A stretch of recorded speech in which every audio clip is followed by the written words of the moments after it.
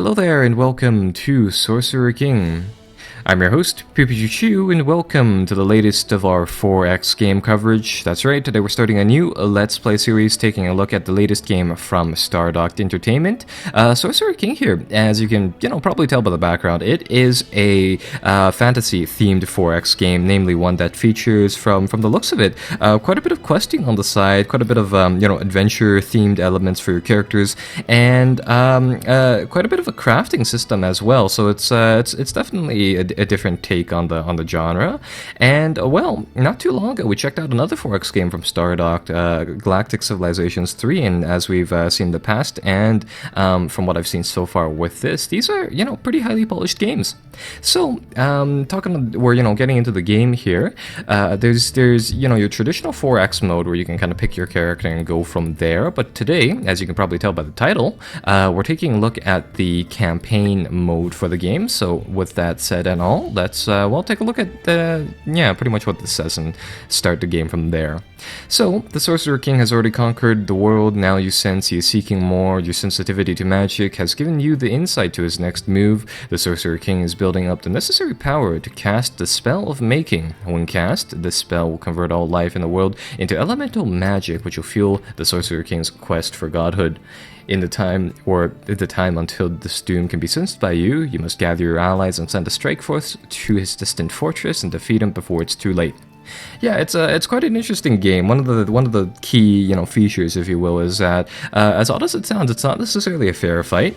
I believe inside the campaign mode here, at least, you lead a fairly small force, and at the same time, your enemy here, the Sorcerer King, always kind of he has a larger force and stuff like that. But I think it'd be better for the game to explain it. So I'll see you guys in game. Oh, that's right. You also have to pick your character. Forgot about this. So, in the Stardock kind of 4X fashion, you can pick from a wide variety of different things to kind of customize. Just typically, realistically, how your race plays out here, and with that kind of said and all, the Sorcerer King here is no exception to that. So we have a few different classes. Each and every single one of these has a different ability. They have a whole bunch of different spell books, which is kind of more or less their different stats inside these different areas of magic. And they also have a different kind of starting party. And now you can customize these races as well. But honestly, it doesn't do too much because more or less it's more so kind of just permutations of what you have there. So I figured we'd go through these and check them out over here. Let's see, so we have the Wizard. He is a powerful channeler, one of the greatest the world has ever seen. He wields a wide variety of offensive and defensive spells here. And he starts out with the ability of Hypnotism, which can switch an enemy to our side. Fair amount of stuff in Wrath books, spell books. So yeah, stuff that deals with damage, some stuff about summoning, minor stuff in enchanting, and Chaos books are evidently things that debuff and research damage spells. Okay, so that's kind of him. You have a fair amount of units. These guys, I haven't looked too much into them, but they're there. Moving forward to the commander over here. He's a great general. He's good at all martial portions of life. He can master great armies and has the Chant of Vitality, one that seems to invigorate the target army, replenishing all their moves. And he seems to be an all-rounder in terms of spells, and he also has a bit of a starting party like that. Moving from there, we have the Tyrant. He is a cruel and callous leader. He has Coercion as an ability, gives a friendly city a production boost. Real heavy focus on, kind of from the looks of it, Wraith and Chaos books over there. And we have the Guardian over here, which looks like, deals a lot about summoning and enchanting things. So that's that. We have a healer, the legendary healer and scholar, with connection to the divine. Target creature or target friendly unit has a random stat increased. Okay, so that's also fairly interesting. And lastly, we have the Tinker here, a master craftsman. And he would seem to be able to make, pretty much random items for you there. So I think it'd be pretty interesting playing out kind of as the Tyrant over here, using the Coercion ability, or alternatively the Wizard wouldn't be bad as well. You know what? I think we'll go with the Wizard.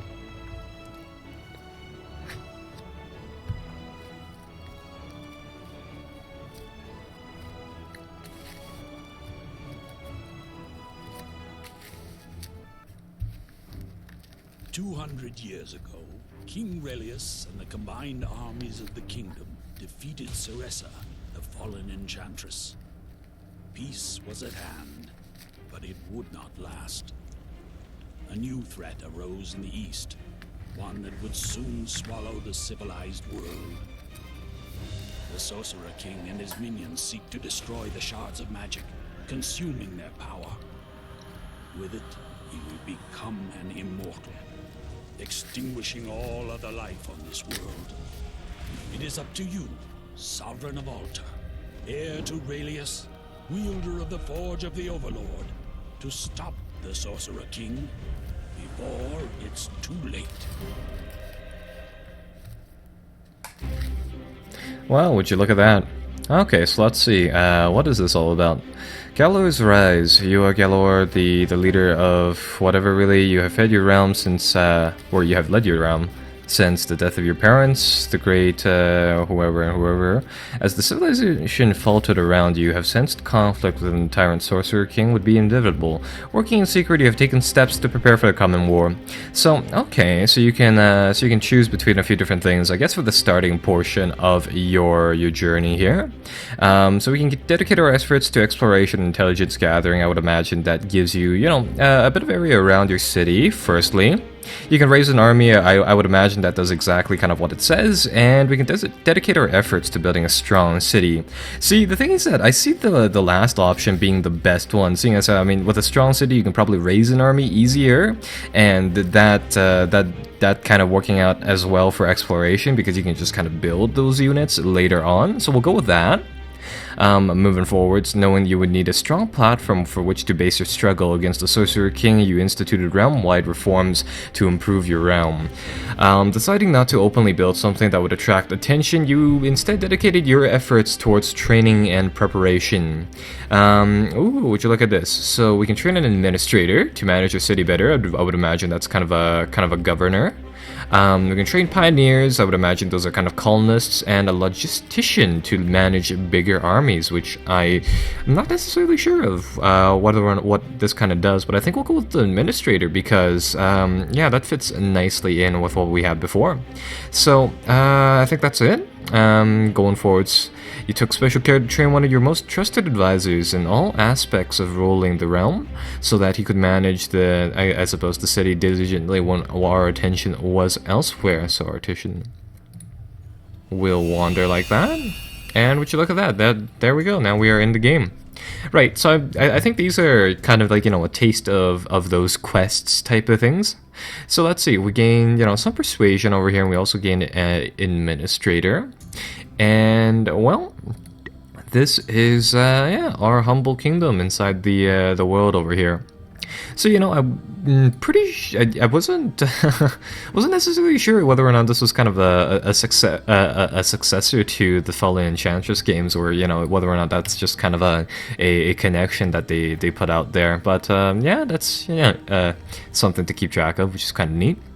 Personally, though, I never played any of the Fallen Enchantress line titles there, but nevertheless I hear them to be quite interesting. So let's see, the quest begins. I suppose we'll get that to remind me about something, and this is the big old thing that I'm pretty sure we're supposed to protect here. These type of shards is something that's pretty important. Anyhow, checking out what we have here, we have our city over here with a population of 1. The administrator's already kind of inside doing this thing. And yeah, so taking a look at these guys, they have a faction, they have a combat rating, they have moves, and they have a fair amount of hit points, so fairly basic. We can take an in-depth look at these guys as well. And yeah, once you actually hop into the battles, they are little tactical battles as well, right? So you move your troops inside them, you fight it out. It's quite interesting, you'll see. So looks like moving in, yeah, the game has an entire system for kind of weapons, armor, quest items evidently as well, and crafting ingredients as well. So that is quite neat. It kind of reminds me of Dominions 3/4 for those not kind of in the know. That is a real in-depth 4X game with something like absurd, like honestly 50 or more factions, and they're all pretty unique. So yeah, this guy, he's probably not that great in combat, but let's take a look at this. He won't fight in combat, but he'll make it so that we get some more food in tow like that. So that's not too bad. Thandis, the warrior, or the warrior army. Let's see. So this is this should be led by our champion, which is a warrior over here, and he comes over here with quite a lot of different stats over here, different abilities. So it looks like he comes with kind of like three kind of in combat abilities and a few passive ones as well. So yeah, he is a champion. He has the the lures and all that going on for him. So yeah, he can equip special things. If you lose him, he kind of comes back after a while. Is how I put it. So that's pretty good. And in addition to that, are you also a champion, Sir Kristen? Pretty sure he's not. No. But he has Bash and Cleave, aptly named combat tricks. And they also have a dog named Bailey. I suppose these are just, kind of starting named characters. Nevertheless, it's fairly interesting. I'm taking a look at our city proper.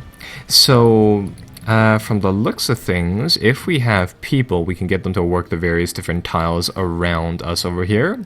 We can build various different buildings on one side, train various units on others. It looks like it does the typical thing here for resources. You have food to feed people, production to build things, essence I would imagine is, it is actually enchantments.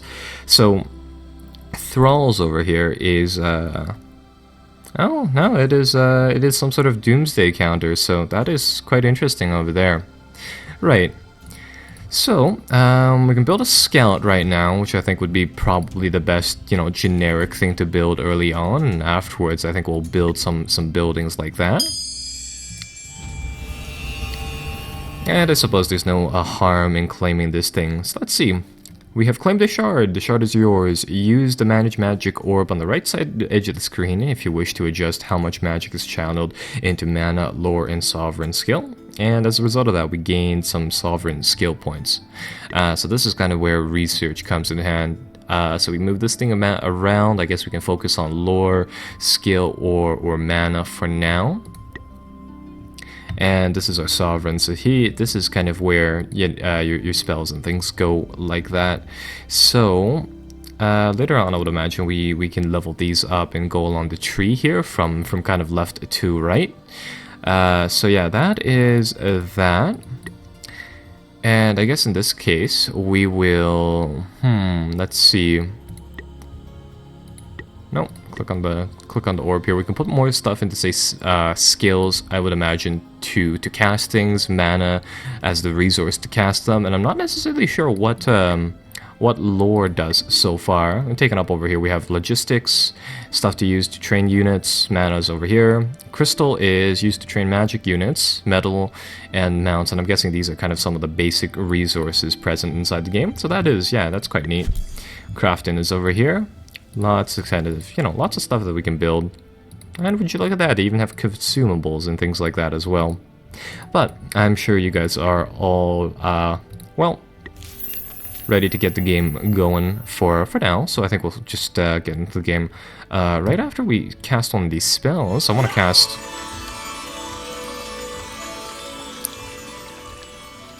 I was going to say I wanted to cast, this enchantment over our city here for +3 food. Looks like that speeds up the amount of time we will level up the city, which is quite nice. I don't know if you guys can tell that very clearly, but I guess it'll take, from the looks of it, 8 turns. I don't know, I can barely read it. So I'm sure you guys are all eager to get playing, so let us begin with a bit of exploration around our humble city over here. So what do we have? We have a humble inn over here, aptly fitting. A lonely inn where you might find other travelers to help your cause, or easily coerced into helping your cause. We have a treasure chest, which has treasure. So let's collect that, see what's inside it. So we got a mana potion, some stuff for iron, some stuff for cedar oil. Okay. And I guess this is one of the quest things. going from here. So we stumble into an inn on a dark and stormy night. Inside, the landlord rushes to you, his face pale. There's been a murder, he breathlessly reports. We can try to solve it, or we can find a safer inn. And you know what? I don't think there'd be any fun in that, so let's go and try to solve this. So, oh, would you look at that? This might be more of a full-fledged thing that I had thought. So, okay, so we actually have to do some work here. So yeah, a very, very promising game here. The man, so we take ourselves into the murdered man's room. The man, as promised, is dead with a large knife sticking out of his back. In the room there are 3 other people in the inn, a maid, a retired colonel, and a nervous traveling knife salesman. Okay. So, let's see. So you usually ask them who murdered this man. All agree it was probably all agree that it was probably the nervous traveling knife salesman. I get the worst blackouts sometimes, then wake up covered in blood. Okay. So, I think the obvious choice is honestly just to accuse him, I guess. We'll see how this goes. So we point to him. Let's see. As he allows himself to be led away, however, he turns and says, "If you can get me out of this, I can get you a screaming good deal on some knives." So we can lock him up. We can lock him up and take his knives anyways. Or we can lean in and whisper that he can offer a lot more than that. We'll try that. We'll try bribing him. See what this gives us. Okay, so in that case, this isn't necessarily a full quest line, but nevertheless, that was fairly interesting. So let's see. We can, yeah, it looks like we added 1 person to our party over here. We got some characteristics to our character over here. We recruited a new guy. So that's fairly neat, but at the same time, it looks like, we didn't necessarily make the I guess the most Paragon choice out there, so our Doomsday counter rises up. And what is this? So, every 10 turns, the Sorcerer King's progress towards casting the spell is respected by the increase of this Doomsday counter. If the spell is cast, all is lost, which is this big old thing right over here. So, I would imagine there's some way to lower that, but you know what? I'm not too sure about that for now. And it looks like we can make 1 move out there. And it looks like this inn is weaker than the one up there, so I think I'll get our guys to go over here. Let's take a look at the chest and take a look at the inn later on. Right, in the meantime, we might as well research a spell as well. I see. Spells go into lore, and then the development of your character goes into the other section. Okay, so looks like we get a page of spells each time, and we kind of have to choose into some of these. From the looks of things, they're separated into common and uncommon. So let's see, we have Cloud Walk. This can teleport the caster and their army to a tile within friendly territory. That would be very, very useful. Wraith of Thunder. That's 2 lightning attack to all units fighting within the player's zone of control, so kind of a defensive thing there. Reduce summoning costs, does exactly what it says. Eyes of the Eagle permanently reveals areas, that's also very useful. Heal, exactly what it says. Marksman's Boon, accuracy buff. Harvest the Mountains, this is... Okay, so gathering some more crafting ingredients. And Nature's Bounty is, adding more food per kind of a city. You know what, I think I'll go with the generic heal spell. I see that having lots and lots of uses as we go along here. And I think currently we don't necessarily need any more mana, so we'll spec into something more reasonable. Level up our leader over here, and yeah, we can channel him, we can channel some mana into him and make him either a mentor, a resource harvester, or a scholar, or give him clairvoyance over here. The sovereign can cast an additional spell in battle and receives 20 mana. I'm gonna go with that one because I have a feeling casting more things will come into handy. The later on the game kind of goes. And, oh no, it's one of these things that the game doesn't explicitly tell you kind of when the end of the turn is. Yeah, so that might be a little problematic. I would prefer it if it didn't do that. Right, okay, so we get some gemstones. They're flawed, but they're useful for crafting, nevertheless, so that's pretty good. And, well, let's see what's inside this humble inn. Worst bards ever. After a tiring day fighting evil, you arrive at the inn. Upon entering the common room, you find a mediocre group of bards butchering a classic drinking song. A group of tough music enthusiasts begin pitching their cockery at them. Things are starting to get ugly. Let's see. So we can we can take sides over here, and we can either make the bards pay, or kind of, yeah, make it so that the thugs leave them alone. Or we can approach the bards, offer them a job more suitable for their skills at butchering things. You know what? I want to see what that does. So let's see. Ah, would you look at that? We are building up our humble band of, well, travelers over here. We grabbed a squad of bards for our group over here. So that's quite neat. And I guess in the meantime... Oh, you can't cancel movement orders inside the game, eh? Well, I guess we'll cap this box right over here. Grab some more things.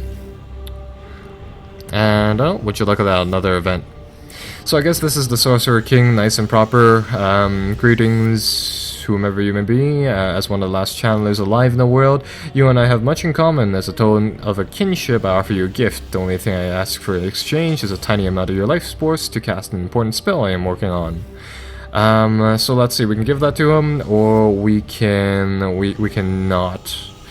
So, let's see. I think we'll, you know, tell him to bugger off right now. And right, I would imagine what happens in that event is if you do kind of tick up the Doomsday counter up there, you kind of will get a reward, but at the same time, if you don't, you know, nothing kind of happens.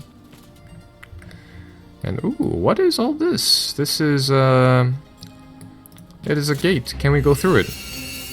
No, okay, it's an event. Fair enough. So, hail there. Where do you think you're going? So, huh. I wonder who mans this gate, but either way, there's this big old thing here, and we can kind of tell them bluntly that we're going to expand our kingdom and build an army. We can tell them that we're here for exploration, or we can go with the persuasive choice here, and we can say that we've made peace with your master and he is the best, and we can, you know, hopefully let them let us through here. We'll see how this goes.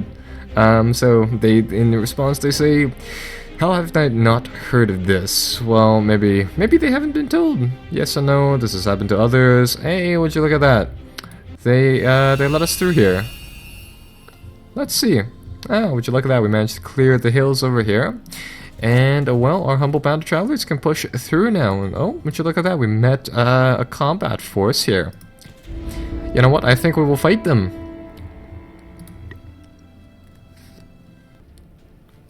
Right, so taking a look at the combat, this is, well, what we see.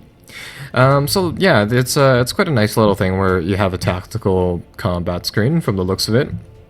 How this would work is that, okay, so on the sidebar, I would imagine we take our turn here, the one from the bottom changes all the way through, and it just kind of rotates things from there. Our leader here can cast 3 spells per battle. He has a fixed amount of mana, as we've seen before. And yeah, that is pretty much that. And we also have some speeding up, speeding down functions as well to play around with here. So, you know what? Let's get Thandis the Wanderer here. So let's see, he has Smite. He does more damage to the target. Sweep, tackle enemies, kind of a target, an AoE effect there. I think we just move up here and use the Smite ability to do some extra damage and see whether or not we can kind of crush this guy in one turn. Yeah, it doesn't seem like you can really tell how much hit points they have. You can, you know, kind of see the meter down there, but not too much apart from that. Anyhow, smite this guy. There we go. It's not bad, one hit kill. Move into Bailey, and I guess this is kind of goes in order of whoever has the most initiative, if you remember that command there. So with Bailey over here, you know, he or she has what appears to be a decent amount of health. If we go up here and attack, it'll do 4 points of damage. You know what, again, I don't know how much hit points these guys actually have. They have 3, okay. Oh, well, would you look at that, they managed to dodge it. Oh well, it's not too much we can do there. Former knife salesman. With all these pillars, just, you know, kind of in this field and all, they're really getting in my way, so I can't do too much. I guess we'll have to pass the turn right there. Walk over here, and it looks like Sir Kristen over here and this knife salesman. They're more or less the same type of person. Can't do too much. Yeah. So take a look at this. These guys, the trooper bards. They don't have any range weapons, so that sucks. And would you look at that? They're casting some spells. Luckily, though, nothing happened with that. Ooh. There we go. So yeah, that is a bit of a taste of how the battle system works inside the game. So it looks like we managed to get one equipable item and a clouded ruby. So another one of these, I would imagine, augments or crafting goods there. So that's not too bad. And hey, would you look at that? We can clear this area out for some points. Some recipes, ooh, some crafting ingredients, and some more of these flawless crystals and things like that. So, yeah, things they seem to be going pretty well there. And back inside the base, we're still building up that scout. And in the meantime, this is, yeah, shaping up to be quite the adventurous game here. Managed to pick up some iron over here. Suspiciously weak healing potion that only heals 5 hit points, apparently. Maybe that's not a healing potion. Maybe it's, you know, something else all entirely. But nevertheless, that'll be interesting to see. And, ooh, would you look at this. Merchant City, and there's also a humble inn. I think we're able to clear out the inn, probably not reach the city in time. So let's take a look over here. You arrive at the inn exhausted from another hard day battling evil. Upon entering the common room, you find a group of local farmers with earnest expressions about those about to dump their problems onto you. Soon you find yourself listening to their unpleasant mewling about wolves which threaten their livestock. Sigh loudly, then promise to stop the wolves, make your own threats to their livestock, teach the farmers how to fight the wolves themselves. I think we'll go with the last option here. We'll teach them how to fight. And would you look at that, it is just our day today. We are picking up a lot of different forces. But from the looks of things, we can only have 5 troops at the moment, so I guess we'll send the farmers out to explore. That is some loud, wild grain over here. Let me click on that again for you. Yeah, isn't that loud? Don't really know what the point is of that, but okay. Right, so over here, let's see. Is there anything interesting in the I don't know what this is, a lake and ocean? Probably not, I guess. I'll send my army over here. And I guess we can go in here. So the merchant city, you arrive at a large merchant city built up on caravans and tents. It looks like it could be folded up and carted away overnight. Doesn't look like that in the picture. In fact, everything, you know, kind of in the background over here, it's all sandstone and clay pretty much. But let's get to trading. So let's see. We can pass through here. I'm guessing this area is, I want to say this is something that can be persistent on the map. So we can trade various different goods here, but yeah, apart from that, I think we'll just leave it as is for now. And move along Star Humbleway. Wow, you can move a long pace for the sake of, you know, one turn over here. So that is not too bad. We can continue to push away. Wow, you can move a long way, a while a ways inside this game.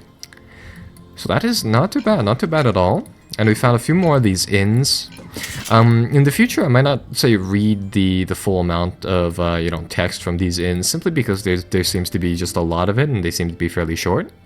So that's, you know, that's one thing. I suppose we'll level up our city right now. And with our city population growing, I guess we can choose where the next worker kind of works the lands, and it looks like this is the most promising tile, so we'll get them to work that. So this is good. Our city has leveled up. We're from the looks of it, producing more food than ever, so our scout here will be out in just a few turns. And then later on, I think what we can do is that afterwards we can... Yeah, afterwards we can then kind of start to build up a few things. And, would you look at this? A looter's camp. Ooh. You know, this is awfully close to our base, so I think I'll call the forces back. But this is, you know, a fairly interesting development over here. Solve level up. Yeah, one of these things again. I don't believe it has been 6 turns yet, but, okay. So going from here, we can grab some more healing, some different magical things here coming down from clairvoyance. I think we'll get scholarship. We'll get more spells out sooner.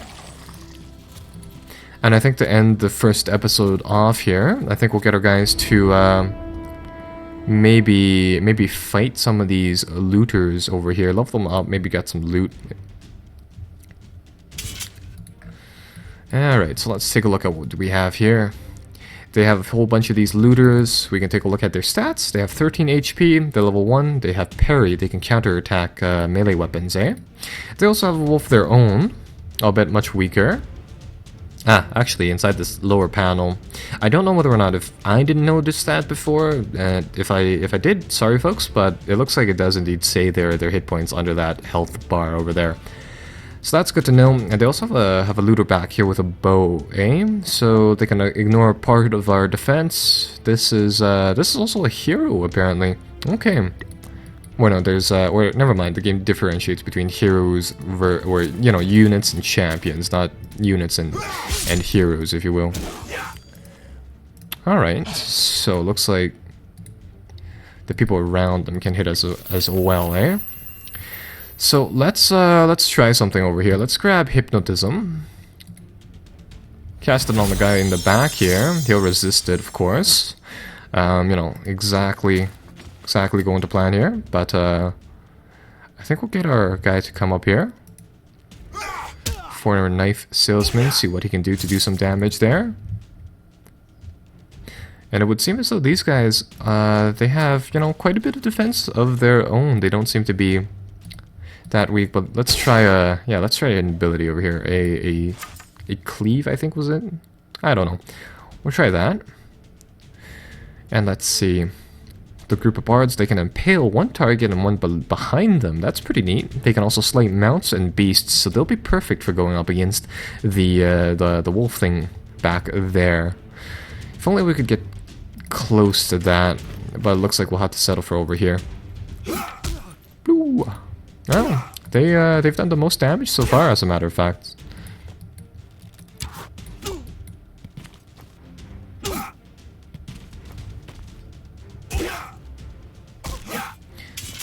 So this is kind of where things start to get ugly. So let's see, we can attack all enemies within a 1-tile radius. I think that would be best. From the looks of things, AoE here inside the game is really, really critical. Going to Bailey over here. Let's move them up. Would you look at that? Bailey over here has a pretty good enchantment. That's not bad. Okay. So if your allies join into fighting with you here, they can indeed do a lot more damage than that. And I think it drank the suspicious healing potion. But from the looks of it, it works pretty well. It doesn't, you know, it healed us up as far as I could tell. No ill effects there. And that's the thing I was worried about, the Hell ability.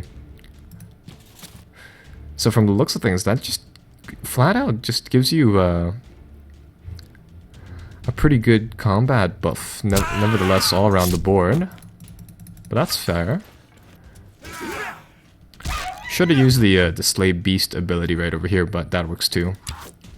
That takes him out pretty easily. Ooh, that is not good. I think we lost the traveling salesman group. But nevertheless, I mean, they are replaceable.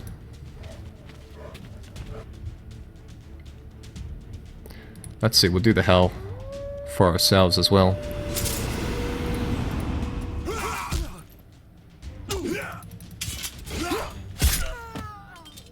There we go, get rid of him. And over here, let's go for the bow. The bowman over here. Ooh. Those spears seem to do an awful lot of damage for, in comparison to what we have over here. Right, that should be that. And we can get the rest of our people to sweep over here.